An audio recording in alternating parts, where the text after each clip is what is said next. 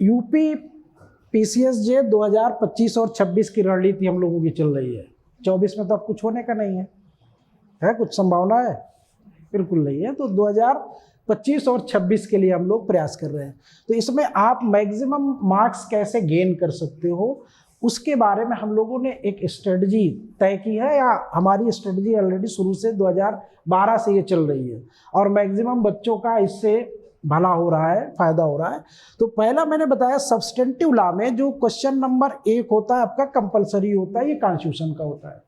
अब इसमें 4 सवाल, कभी कभी 5 सवाल पूछते हैं, 10-10 नंबर के 5 पूछ लिए, या 12-12 नंबर के वो 4 कर देता है, वो 15-15 नंबर के 2 कर देता है और 10-10 नंबर के 2 कर देता है। तो ऐसे करके भी वो 10 नंबर का 1 कर देता है, तो 50 नंबर के ही हो जाता है। 20 नंबर आपका इसमें जीएस का आता है, तो 70 नंबर तो ये आपका मेंस में हो जाता है कॉन्स्टिट्यूशन का रोल। 30 नंबर आपका प्री बेस का रोल होता है, 15 क्वेश्चन पूछता है, 1 क्वेश्चन 2 नंबर का होता है, और फिर जीएस में 10-12 सवाल आपके आ जाते हैं। तो कुल मिला के प्री में इसका 45 नंबर का रोल है, मेंस में इसका 70 नंबर का रोल है। कुल मिला के आपका 7-4-11 115 नंबर का रोल पूरा जे में सिर्फ और सिर्फ एक सब्जेक्ट का है, समझिएगा अभी। इसके बाद जब फैमिली लॉ पहला दूसरा क्वेश्चन देता है तो ये आपको यहाँ पे फंसाता है, यानी ये आयोग आपसे ये देखना चाहता है कि आप कितने स्मार्ट स्टडी किए हो। तो अब वहाँ पे एक क्वेश्चन उसने फैमिली लॉ का डाल दिया, इस बार काफा का सिद्धांत डाला था उसने, ना, अब वो किसी को पता ही नहीं था। दूसरा सवाल उसने डाला था कि हिंदू विधि के सोर्सेज क्या, या हिंदू जन्म से होता है या बनाया जाता है, सब कोई सवाल दिया था, आप लोगों ने देखा होगा। तीसरा सवाल उसने टीपीए का दे दिया या किसी का भी उठा के दे दिया, यानी यहाँ पे वो कॉम्बिनेशन 3 का बनाएगा या 2 का बनाएगा।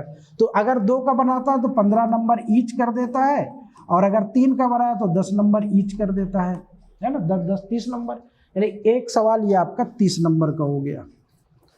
अब क्वेश्चन नंबर 3 उसने दिया, क्वेश्चन नंबर 3 में उसने एक कॉन्ट्रैक्ट का दे दिया और एक स्पेसिफिक रिलीफ का दे दिया। तो अमूमन ऐसा होता नहीं है, वो एक कॉन्ट्रैक्ट का देगा तो दूसरा टॉर्ट का दे देगा, तो ये जानता है कि बच्चा कॉन्ट्रैक्ट पढ़ा होगा तो स्पेसिफिक रिलीफ भी पढ़ा होगा, तो उसके साथ नहीं देगा। वो उसके साथ क्यों नहीं देता कि आपका बड़ा इजी वे में ये क्वेश्चन जो है, क्वेश्चन नंबर 3 जो है वो रेडी हो जाएगा। तो क्या करता है, एक उसने टॉर्ट का दे दिया, एक उसने कॉन्ट्रैक्ट का दे दिया, या एक उसने टीपीए का दे दिया, एक उसने इजमेंट का दे दिया। यानी जैसे होता ना कि आप को घुमाते रहता है वो, कि आपको एक जगह, तो इधर जो 2018 से जो ट्रेंड थोड़ा सा चेंज हुआ है कि क्वेश्चन नंबर 5 या 6 को वो क्या कर रहा है, वो माइनर की तरफ ईजमेंट का दे दे रहा है, पूरा कॉम्बिनेशन ईजमेंट का दे दिया, यानी 1 2 3 या 1 2। यानी क्वेश्चन नंबर 7 जैसे उसने बनाया, तो क्वेश्चन नंबर 7 में उसने ए जो है वो ईजमेंट का दे दिया, बी भी उसने ईजमेंट का दे दिया, और अगर 3 बनाया तो सी बनाया तो भी क्वेश्चन ईजमेंट का दे दो। यहाँ पे आप क्या थोड़ा सा इजी हो गया, लेकिन इजी होने के साथ साथ अब आपको जो माइनर लॉ आप अवॉइड करते थे वो आपको पढ़ना पड़ेगा। पिछली बार इन्होंने ईजमेंट को दिया था, इस बार इन्होंने पार्टनरशिप और स्पेसिफिक रिलीफ को इंपॉर्टेंस दिया था। तो ये देते रहते हैं, पलटते रहते हैं ट्रेंड अपना। तो आपको माइनर पे भी अगर तैयार करना तो पूरा पूरा तैयार करना, उस पर यह नहीं कि छोड़ दे, फिर अगर छोड़ देते हो तो फिर कॉम्बिनेशन नहीं बनेगा, और कॉम्बिनेशन नहीं बनेगा तो 5-6 क्वेश्चन करने होते हैं आपको। तो 6 क्वेश्चन में अगर कॉम्बिनेशन नहीं बनेगा तो क्या होगा, अधूरे रह जाओगे आप, यानी मार्क्स आपके कटेंगे ना, कंप्लीट पेपर नहीं हो पाएगा। आते हुए भी नहीं कंप्लीट हो पा रहा है, आते हुए भी वो कंप्लीट नहीं हो पा रहा है। तो कॉन्स्टिट्यूशन पकड़ लिया आपने, दामन थाम के रखना है ना। प्रोसीजर में क्या करना है, 40 नंबर आपको कौन देता है, प्लेन या जजमेंट राइटिंग, 40 नंबर देता है, कंपलसरी होता है। दोनों में से कोई भी एक लिखिए, दोनों में से ऑप्शन होता है, चाहे आप जजमेंट लिखिए या प्लेन लिखिए, 40 नंबर अकेला देता है। अब इसके बाद बचता है आपके पास 160 मार्क्स, है ना। अब ये 160 मार्क्स में आज ही से आप डिसाइड कर लो कि आपको किस सब्जेक्ट में 2 क्वेश्चन करने हैं। CPC एविडेंस, सॉरी कर सकते हो BSA या BNSS। आज से क्यों डिसाइड करना, हर बच्चे का अपना अलग अलग टेस्ट होता है, अलग अलग उसका पढ़ने का नज़रिया होता है। तो अगर मान लो आपने ये डिसाइड किया, क्योंकि इसमें क्वेश्चन नंबर 2,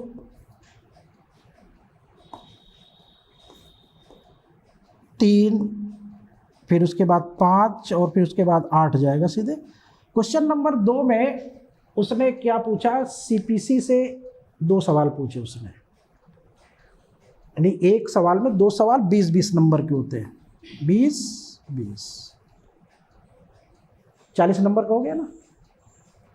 अब अगर आपने डिसाइड कर रखा है कि हमको 80 नंबर का करना है, तो आपको 2 सवाल करने होंगे, यानी क्वेश्चन नंबर 3 भी आपको करना होगा, है ना। तो वो भी 20 और 20 40 वो भी हो जाएगा। तो अब आपके टेस्ट पे है, हर बच्चे के अपने सब्जेक्ट की पकड़ के ऊपर होता है कि आज ही से आप डिसाइड कर लो कि हमको CPC से 80 नंबर के सवाल करने हैं, एविडेंस से हमको 80 नंबर के करने हैं, या BNSS से हमको 80 नंबर के करने हैं। तो जब इतना आप डिसाइड कर लोगे कि 80 नंबर CPC करना है, BSA से 20 नंबर, तो इसमें कुछ सेलेक्टिव टॉपिक है BSA में, बस उतने सेलेक्टिव टॉपिक आप पढ़ के जाइए, आपको 40 नंबर इजी वे में मिल जाएगा, 2 सवाल मिल जाएंगे आपको। वो सेलेक्टिव टॉपिक कौन सी है वो आपको टेस्ट में धीरे धीरे पता चल रही होंगी। BNSS में फिर उसमें भी आपको 40 नंबर करना है, तो उसमें भी कुछ सेलेक्टिव टॉपिक हैं।